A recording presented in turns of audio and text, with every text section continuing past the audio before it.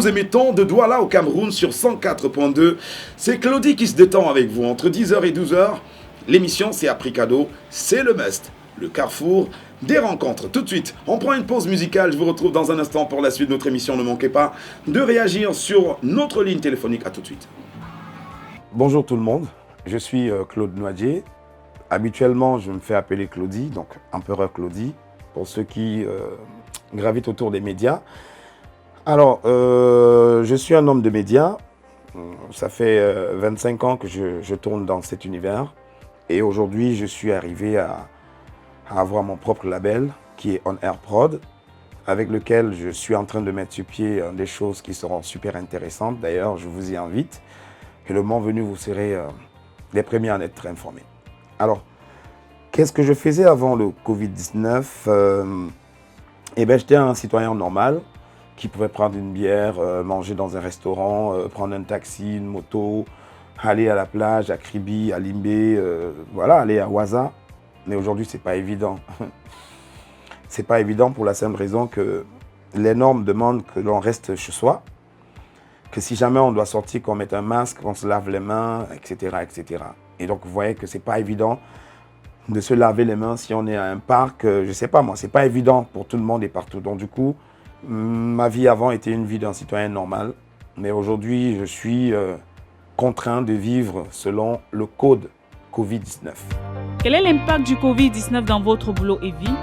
L'impact du Covid-19 dans ma vie, ça m'a éloigné des miens. Ça a freiné mon engagement parce que, vous savez, comme tout promoteur, on a toujours des projets en instance. Mais sur le plan personnel, je ne peux plus me déplacer comme je veux. Ça a réduit, limité mon champ de déplacement. J'ai même peur aujourd'hui de rentrer chez moi après le boulot parce que je ne sais pas si j'ai été en contact à un moment ou à un autre ou pas. Mais j'essaie de respecter les mesures d'hygiène prescrites.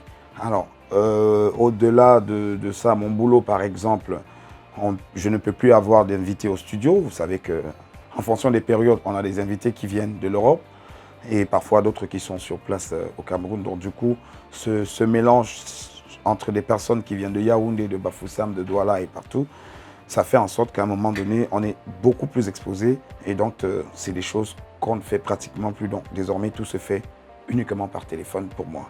Et ça, c'est très compliqué parce que ce n'est pas toujours évident. Tout le monde n'a pas toujours la pointe technologique pour pouvoir répondre à notre appel quand c'est nécessaire. Proposition Syriane, c'est bien noté d'ailleurs. Vous pensez qu'il s'agit de Sam Anguana dans le titre Jaloux Jaloux. Signé Syriane, on a eu la proposition de Doris qui pense qu'il s'agit de l'apiro de Mbanga avec le titre Nomek Erreur. Syriane, vous êtes deux femmes actuellement à proposer, c'est tant mieux. En tout cas, bienvenue en tant que femme sur la fréquence au féminin. Quelles sont les mesures prises par votre entreprise pour lutter contre le Covid-19? J'ai la chance de travailler pour une station de radio qui a pris quand même des mesures au plus haut niveau pour que le personnel soit à l'abri des désagréments. C'est-à-dire qu'on est pris en charge, entre parenthèses, par notre hiérarchie. Donc pour le travail en lui-même, on a limité simplement les fréquentations dans nos studios, mais nos programmes se poursuivent. En ce qui me concerne, je produis toutes mes émissions et l'entreprise m'a permis de partir du bureau à midi pour ne revenir que le lendemain et repartir à midi. Donc du coup, j'ai le temps de prendre soin de moi, d'éviter d'être en contact avec les gens et de passer plus de temps à la maison pour respecter les mesures barrières. Pensez-vous être le même au lendemain du Covid-19? Les habitudes ont la peau dure, donc à un moment donné, on peut adopter un comportement qu'on a eu, et ça sur la suite de ce qu'on va vivre, comme on peut ne pas, parce que l'homme c'est ça. Je pense qu'à 50%, oui, il y a des choses qui vont rester, comme laver les mains, éviter beaucoup de contacts. Je crois que ça va rester. Selon vous, comment peut-on faire pour sortir de cette épidémie? Les spécialistes l'ont dit, il est important de rester chez soi. Mais comme ce n'est pas évident, il faut donc mettre un masque, avoir des gants si possible, se nettoyer les vêtements une fois qu'on rentre à la maison jusqu'aux chaussures, limiter les déplacements interurbains en fonction des villes touchées. Je pense que si on le fait, on sera à l'abri. Maintenant, l'astuce miracle, c'est que je souhaite qu'il y ait, évidemment, comme pour toute maladie, un médicament. Selon vous, quel enseignement peut-on tirer de cette pandémie? S'il y a un enseignement, je pense que C'est une interpellation. Nous ne sommes pas des immortels. À un moment donné ou à un autre, tout peut s'effondrer comme un château de cartes. Donc du coup, dans la vie, il est important de faire ce qu'on a à faire et de bien faire ce qu'on a à faire. Le corona nous a montré qu'on était tous fragiles, qu'on était tous vulnérables et qu'à un moment ou à un autre, on peut ne plus être de ce monde. Moi, personnellement, j'ai compris que dans la vie, il faut faire ce qu'on a à faire et ne jamais remettre à demain, parce qu'on ne sait jamais. Quels conseils pouvez-vous donner à ceux qui vous regardent? Si j'avais un conseil, ce serait ce qui est déjà dit, c'est-à-dire respecter les mesures barrières, rester confiné et ne sortir qu'en cas de nécessité, éviter les endroits publics, etc. Et que même si les choses reprennent, qu'il y a un certain nombre de choses à éviter. Mais ce que je sais, c'est que ça va changer énormément le cours de la vie de beaucoup de personnes. Ceux qui se seront convertis dans une nouvelle démarche numérique à développer des idées innovantes sur les réseaux sociaux, sur Internet, je pense que c'est eux qui auront à gagner.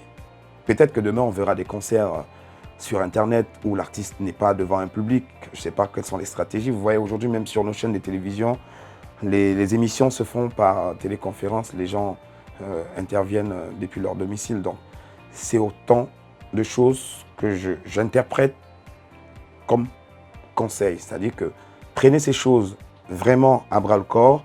Regardez jusqu'où on est arrivé à faire ce qu'on fait aujourd'hui dans cet état de confinement avec ce qu'on traverse qu'est le Covid-19. Et vous comprendrez qu'il est important de réfléchir par deux fois, de passer à une vitesse supérieure. Les choses ont changé et les choses vont encore changer. Le Covid-19 nous a fait changer jusqu'à ce niveau. Je ne sais pas, demain peut-être ce sera l'Ebola. Donc à un moment donné, on est appelé à changer et à faire les choses différemment. Mais ce qui est sûr, et ça se dessine depuis un moment, le monde sera numérique. Alors travaillez-y maintenant. Comment est-ce que vous allez pouvoir vous retrouver sur le numérique à partir de ce que vous faites déjà? Ainsi, je pense qu'on va tous réussir. Je vous souhaite une bonne chance et je vous souhaite de rester en santé. Face à ce Covid-19, j'encourage tout le corps médical, tous ces médecins qui travaillent, qui sont en contact avec le virus, qui se battent pour nous sortir de là. Franchement, vous avez mon respect. Aux côtés de vous pour cette guerre et cette bataille, je dis non au Covid-19. Tu ne passeras pas par moi. Tu ne passeras pas par moi pour atteindre les autres. Tu ne passeras pas par moi pour nuire aux autres. Je prendrai toutes les mesures à mon niveau pour que tu ne passes pas par moi. C'est pour ça que je dis non.